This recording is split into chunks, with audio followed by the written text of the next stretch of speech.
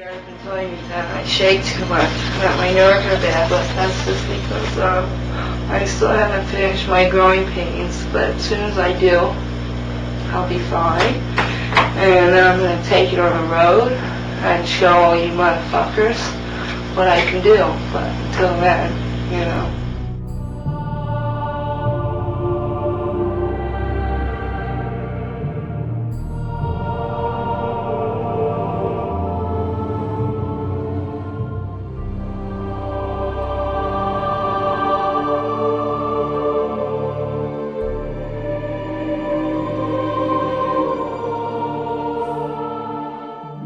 I just kind of knew, I guess somewhere inside of me, that she would not live a long life. All the times that she had OD'd, why didn't God take her then? Why did she have to go through everything? You know, she wasn't spared anything.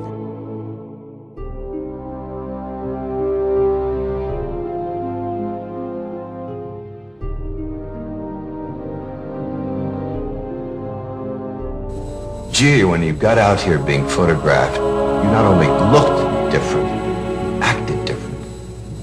You became a different individual. What's the process? I mean, you're having your photograph taken, do you think of yourself in a different way as you project to the camera? I have to. It's, that's what I do. It's a job. I'm modeling. So I have to project what I am at that time. What were you at that time? Well, whatever your eyes want to see. I'm a fashion model. When you came in, you were Gia, and you were Yes. rangy, and you were walking loose, and when you got into this, you became a cat, you became a feline, you became a lady. That's how I do my job. Look up here in my camera.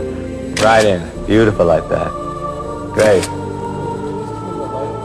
Now look into the light with your head. Turn your head into the light. And chin down into the light. That's it. Turn your head. Get the light. Oh, you can't. Okay, that's beautiful like that. Now, you got a nice framing of it now? Beautiful. Tell me when you want me to go. Oh, you have to get speed and everything. You got speed? Okay, beautiful like that. Great like that. Chin down and eyes into my camera. It almost destroyed you, didn't it? And you thought more than once about packing it in, didn't you? Yes, I did. I guess you could say that I did. Yes, I have. But I thought about that also without drugs. I mean, now I have a great lust for life, you could say.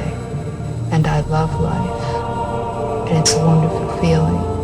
And I think that I had to go through that in order to have this feeling that I have for life now. I mean, that's how I feel right now.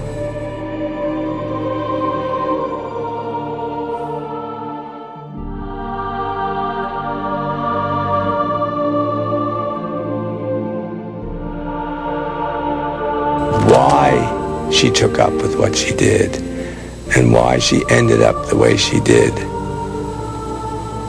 was some self-destructive thing that was in her. And you could feel that when you were with her. That was the vulnerability. That was her sensitivity to everything around her. That was what put me many times in tears when I was holding her.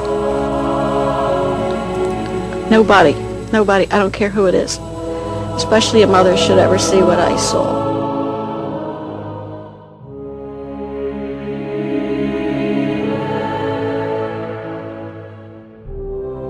I remember her in the end when she broke out in pimples and she had track marks on her arms and her fingernails were all bitten and her hair was falling out. It's a very, very sad, tragic story. I keep thinking how that beautiful girl must have just wasted away with AIDS.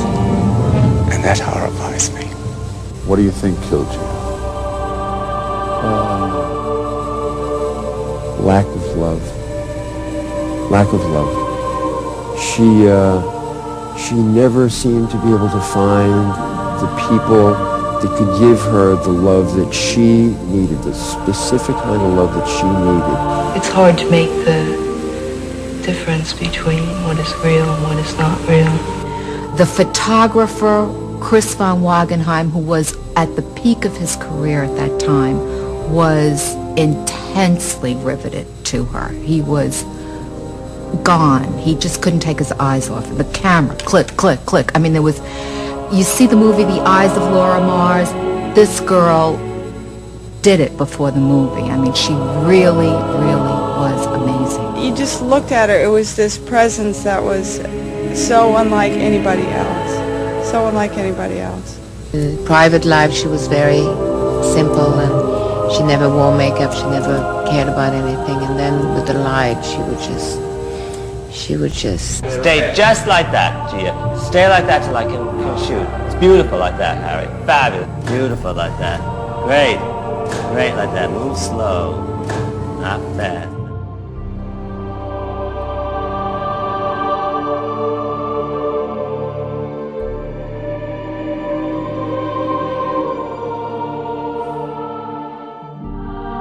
For the period, the brief period of time that Gia was on top of her profession, she was at the very top. She was way beyond anyone. How long was that? A year or two. It was like that.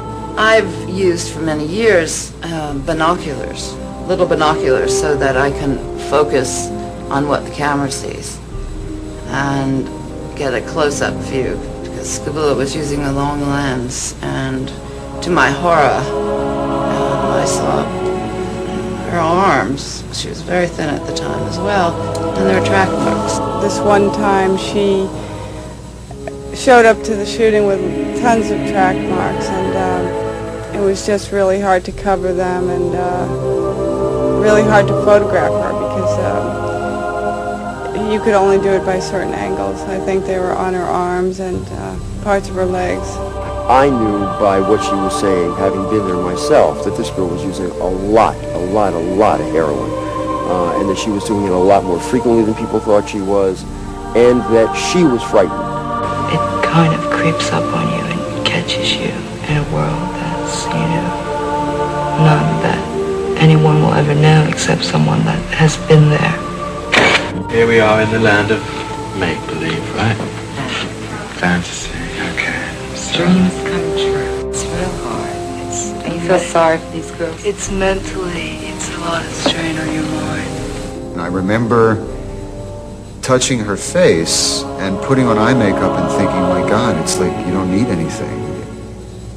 I guess I do look different than when I came in here, don't I? Her features are so perfect.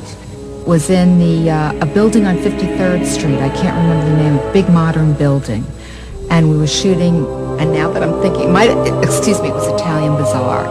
And she made such an impression because the girls I was working with that day and just came in, and they were these pretty, cute, sweet girls, and we made them up and everything. And she came in